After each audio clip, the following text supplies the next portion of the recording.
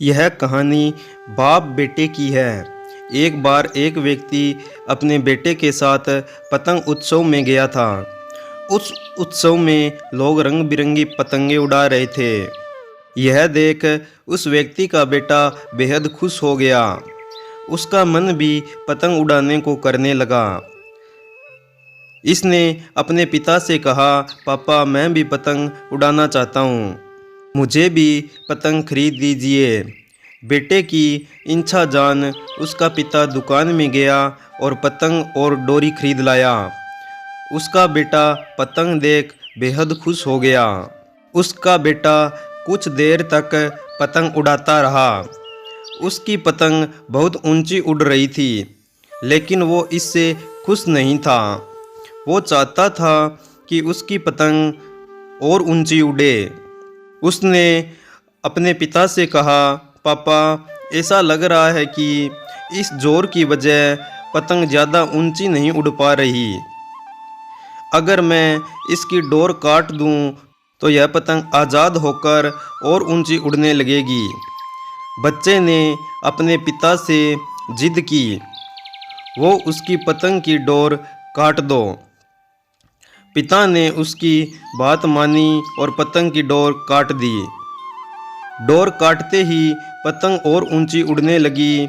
यह देख बच्चा बेहद खुश हुआ, लेकिन कुछ देर तक तो पतंग ऊंची उड़ी, लेकिन फिर वो एक मकान की छत पर जा गिरी।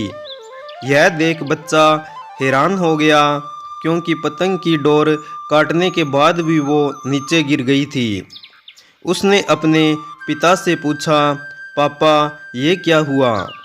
पतंग नीचे क्यों गिर गई? इसे तो आसमान में और ऊंचा जाना था। तब उसके पिता ने उसे समझाया कि अगर तुम्हें यह लग रहा था कि डोर पतंग को ऊंचा उड़ने से रोक रही थी, तो ऐसा नहीं था।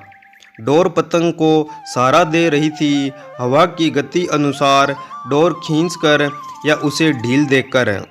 पतंग को ऊंचा उड़ने में मदद मिल रही थी, लेकिन जब डोर को काट दिया गया तब पतंग को मदद मिलना बंद हो गई। इससे पतंग नीचे गिर पड़ी।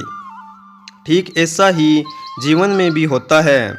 जब व्यक्ति जीवन की ऊंचाइयों पर पहुंच जाता है, तब उसे लगता है कि उसका परिवार उसे डोरी की तरह पकड़े हुए है और उसे सफलता की ऊंचाइयों पर पहुंचने से रोक रहे हैं।